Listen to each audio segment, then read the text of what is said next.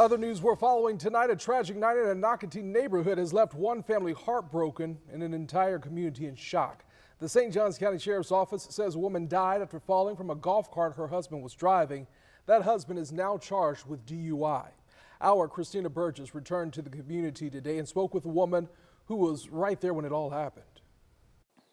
Neighbors in this close-knit Nocatee neighborhood say this is an unfortunate situation that they watched unfold Sunday night.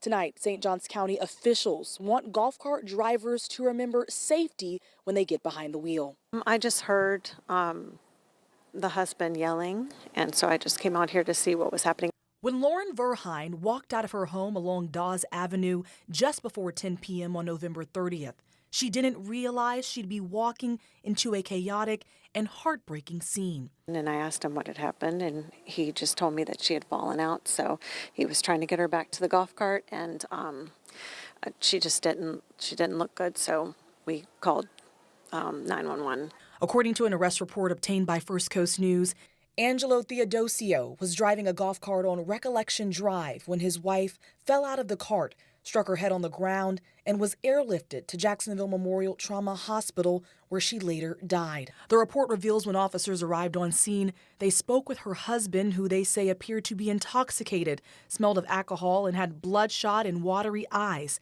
He also refused to take a breath test. Police say that night they arrested and charged him with driving under the influence and refusal to submit to testing at the jail. You know, with this one, it's a tragic incident.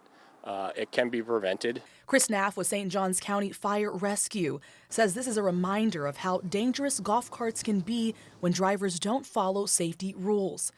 We always tell people to treat these golf carts like they're cars. So obey the stop signs, obey the traffic laws, only drive them in the proper areas. You know, don't drive impaired. That's a big thing. You know, like I said, treat these just like we're driving our cars. This tight-knit Nocatee community grappling with this tragedy and keeping the family in their thoughts and prayers. Just feeling horrible for the man, obviously for the woman and her family.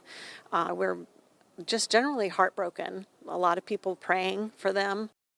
Angelo Theodosio has bonded out of jail. His next court appearance is scheduled for January 6, 2026.